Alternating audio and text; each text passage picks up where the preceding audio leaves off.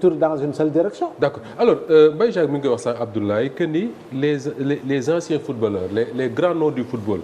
ñu ci bari ñu ma liir su ma sañoon sax ne ñi ma ci liir ñëpp li ñuy wax mooy ils comprennent l'acte posé par Pape Thiaw. ñenn danaa waru woon def nii mais nii mu def mënu ko woon a bañ a def alors que boo jëlee ñenn ñi ce que j'appelle souvent les bien-pensants dañ naan woy Pape Thiaw nangam ak nangam warul def lii même au Sénégal est-ce que quelque part ku pratiquer le football nekk footballeur xam la réalité du terrain xam l'ambiance qui règne dans un terrain de football est-ce que du mooy gën a mën a capable comprendre ce que Pape Thiaw a fait que Moustapha Diop boo xam ne mosul dugg terrain football teree ko boo rek football. Non, je ne pense pas, mais je crois que c'est une question d'injustice. Injustice la rek quoi. Injustice rek la nit ñi sentir ñu bëri soo xoolee tout le monde reconnaît qu'il y avait une injustice mais sauf que bu ci tàng bi parce que nit rek la. nit rek la donc les émotions sont là tu es énervé mais su ñuy joxe ay carton rouge benn waa ji tàkkale la kii nga def ko mais après tu regrettes. yaa gogo. da ngay ñëw nga gaañ benn jour après tu te rends compte finalement que bon tu devais pas faire ça après nga ñëw tu t'excuses loolu day am. ci tàng bi aussi. y a eu tellement de faits comme ni ñu ko expliqué. doguma la y a un ancien arbitre français qui est devenu chroniqueur pour Canal qui donne des leçons aux Sénégalais mais ce gars là day fàttali ne moom mooy le seul arbitre moo ma sa gis mu pàdd jour. arbitre bu pàdd jour. voilà xaw ma nu ma ko waxee ci français pour mu dégg ko mais arbitre bu pàdd jour moom moo ko njëkk a def et pourtant il est là à nous donner des leçons. mais oui parce que bari na ci parce que bon y a eu des Français quand même ils sont allés trop loin. parce que man seetaan naa tey si émission bi nga xam ne sur RFI heureusement que Rémi Ngono était là-bas pour la première fois je suis d'accord avec lui parce que tous les autres qui étaient là-bas là moi je me demande s'ils ont regardé le match. je n'en revenais pas si li ñu doon wax.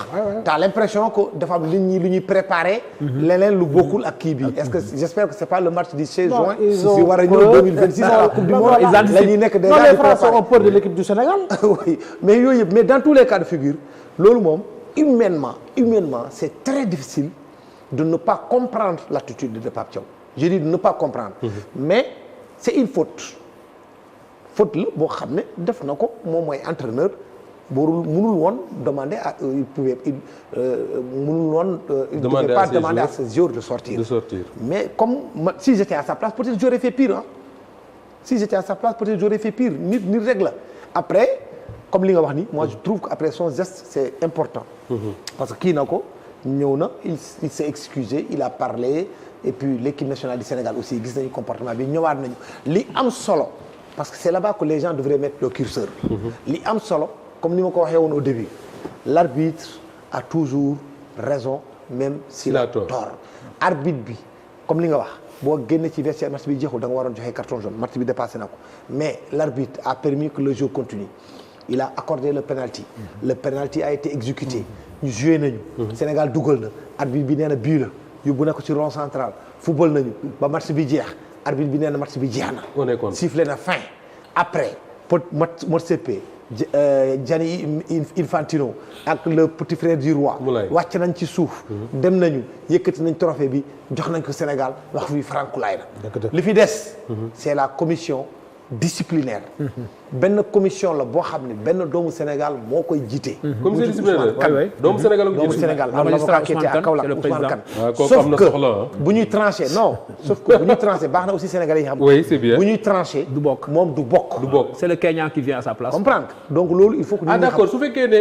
ki ko jiite dafa concerner son pays exactement bu ñuy tranché du mun a bokk parce qu'on va douter de ta neutralité ça c'est tout à fait exactement ça c'est important donc boo jógee ci te ñooñu bokkuñu dara ak CAF ah oui c'est des gens indépendants seen ñoo nekkul ci CAF dañ jógee fële ñu ñëw ñu teg leen ils sont là ils font correctement leur travail ñoom ñoo sanctionné Samuel Eto'o ñoom ñoo sanctionné ñaari algériens yi doomu Zidane bi ak ñoom ñoo ko def boo d'accordul ci sanction bi nag Sénégal mun na bañ a d'accord CAF mun na bañ a d'accord Maroc mun na bañ a d'accord boo d'accordul da ngay dem nag appel bi ci biir CAF la nekk boo jóg boobu tamit bu amee boo d'accordul Sénégal Maroc wala CAF bu d'accordul nga dem tribunal arbitral du sport foofu tamit boo d'accordul tamit nga dem cour fédérale suisse d'accord alors man laaj foofu lay processus bi foofu lay yem d'accord bu eggee foofu nag déjà dañuy am li ce qu'on appelle en droit l'autorité de la chose jugée yëf yi Francoulaye nag Abdoulaye bala may sori parce que dama prévoir woon laaj la ko ci biir mais comme yaa ngi dugg foofu nga leeral ñu rek mooy est-ce que suñu sanctionné woon Sénégal tey Sénégal def appel, 2 questions. D'abord, est-ce que cet appel-là, il est suspensif, c'est-à-dire que soo defee appel da ngay continuer activité yi normalement jusqu'à ce que ñu joxe beneen décision. Et puis est-ce que li nga fi wax yëpp jusqu'à la cour arbitrale du sport ak beneen ba ci kaw. tu penses que mën nañ ko fi régler fii ak juin 2026. non mënul xaju fi non xaju fi mais quand même day continuer processus bi day continuer. non man kay li nga xam ne juin mooy le mondial. l'appel day suspensif am na ñoo xam ne nag. oui yenn saa yi bu eggee tas dañuy yem foofu. waaw. parce que tas bu jëlee décision bi rek. rare mooy ñoo xam ne dañuy dem ba cour arbitrale ba cour fédérale suisse. am na ñoo xam ne dem nañ fa Platini wax nañ ko léegi en privé bu ñuy kii en coulisse. bu ñu balaa ñuy dugg Platini dem na ba foofu. et aujourd'hui encore la justice européenne s'est octroyé beneen prérogative boo xam ne dañu ne. yéen waa FIFA yéen waa CIO bu leen ñu fontoo. bu leen fi yoree seen tribunal arbitral ngeen yaakaar ni loo leen fi décider loolu mooy am. wala ngeen yóbbu ko tribunal arbitre wala ngeen yóbbu ko cour fédérale suisse. boo leen fi jugé lenn loo xam ne ñun d'accorduñ si. dañuy permettre suñu ay citoyens remettre en cause li ngeen def. loolu cour de justice européenne def na ko ba indi fii l'arrêt Lassana Diarra Lassana Diarra encore créé na beneen révolution comme l'arrêt Bosman nu mu amee woon. d'accord donc ce qui est sûr Abdoulaye mooy il y a pas à s'inquiéter la France moom ak Sénégal dina daje en 2026 au mois de juin l'équipe nationale du Sénégal sera là-bas avec tous les joueurs et l'entraîneur. parce que su ma la déggee la sanction même bu ñu ko jëlee appel yeeg yooyu ma xajul fi ñu koy tranché. oui et puis encore sanction yi ma def benn kii rek. man de ci sama xam-xam bu gàtt. ak ci jurisprudence bi ma xam sportive bi ma xam ba fii. et dina ma jaaxal trop mu génn ci loolu première sanction. Pape Thiaw suspension de banc. suspension de banc maanaam du toog ci banc maanaam du toog ci banc bi 1 match 2 3 4 ça dépendra du nombre de matchs. oui day toog ci kaw yore tolkii wal kii am di wax ak Teddy Pellerin. mooy son deuxième adjoint. loolu la ñuy mës a gis ci aduna bi yëpp musul am leneen donc doo fi inventer beneen jurisprudence deuxièmement l'autre sanction elle était pécuniaire. elle est financière. boobu xaalis la. dañuy jël xaalis ñu ne Sénégal da ngay fay 1 million d'euros wala da ngay fay $250,000. wala da ngay fay fii affaire yooyu noonu jeex na.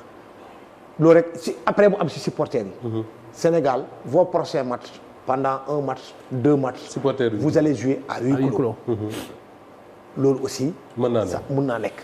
loolu rek lañ mën a xam gisuñu fi leneen duñ fi mën a am leneen lii nag.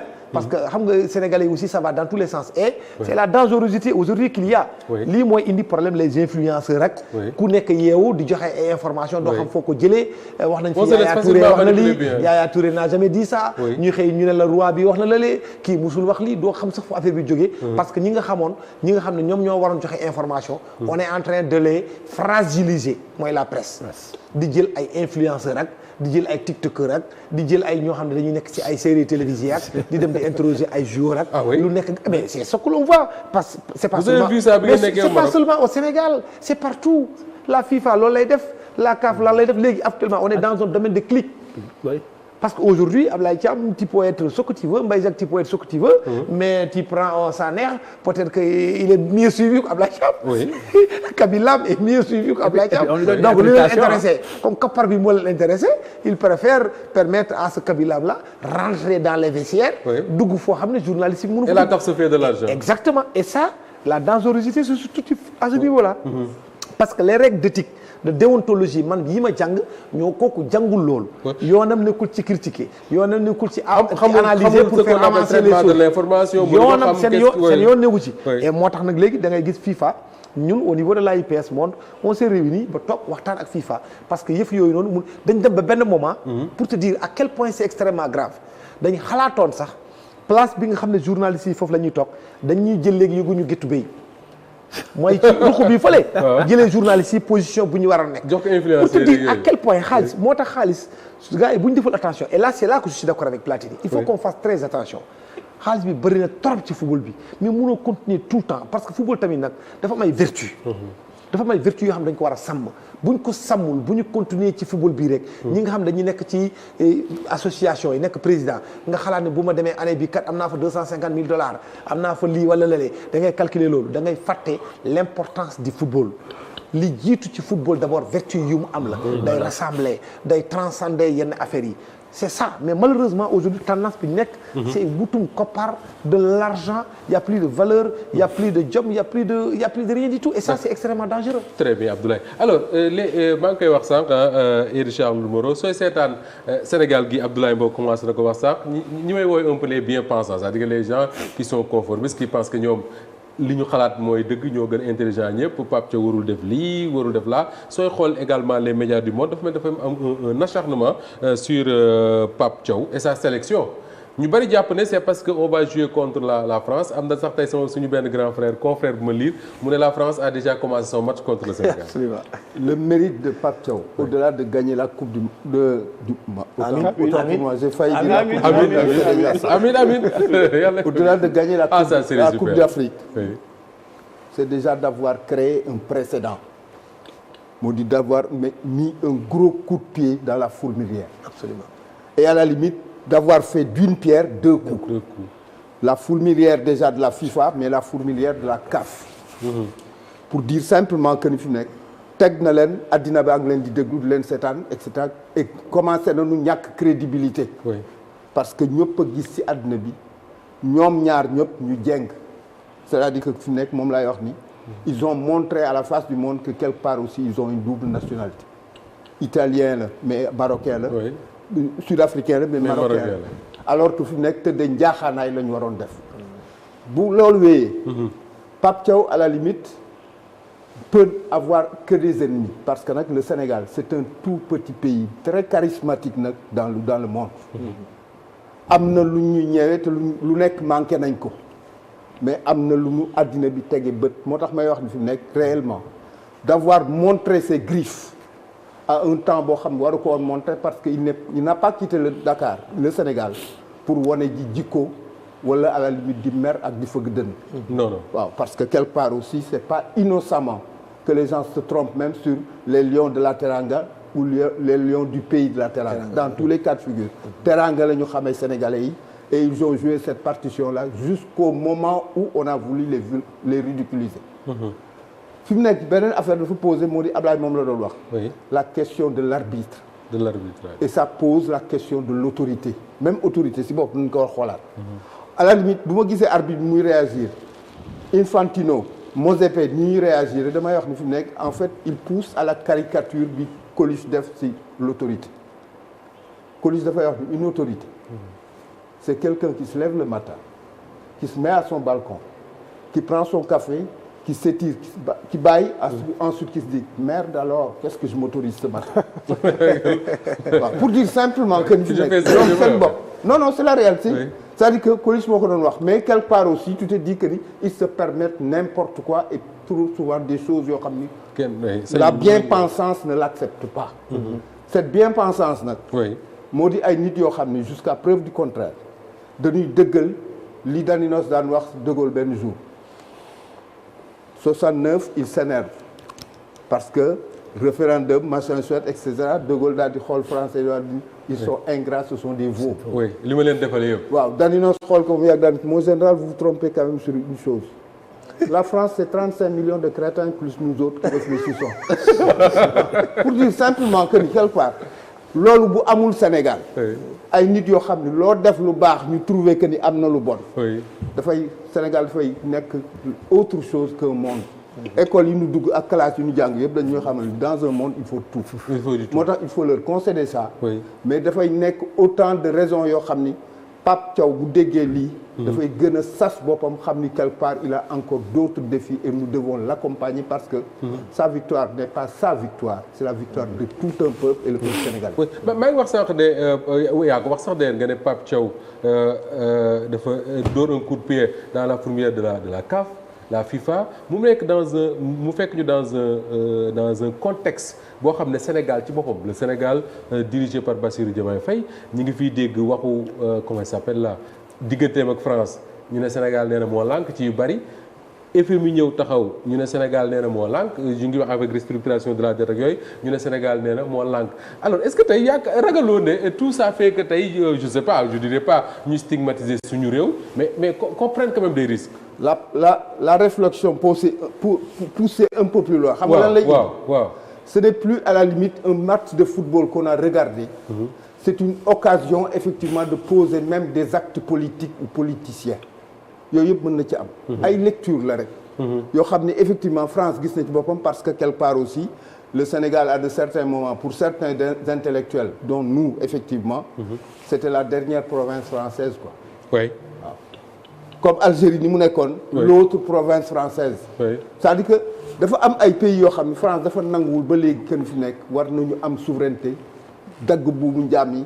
et à la limite demal seen bopp. c'est-à-dire que yooyu yëpp ay lecture la yoo xam ne moo indi par exemple la journaliste de France 24 là effectivement gi mel noonu ak yooyu. gisatul leen lu dul léegi c'est pas Pape Thiaw qui a fait ça c'est pas Sadio qui a fait ça et cetera mais c'est Claude Leroy. C'est Claude Leroy. Claude Leroy a un mérite. Oui. moo di boo ko toogee di ko xool avec l'expérience africaine qu'il a bu la neexee nga daan fi nekk c'est un Sénégalais qui a autrement tourné. France ëppale wuñ ci parce que Claude ci boppam. boo ko laajoon réellement bootu dans une autre vie daf lay wax sénégalais. mais ce qui est sûr mooy le respect dont tu jouis en Afrique amu ko en France.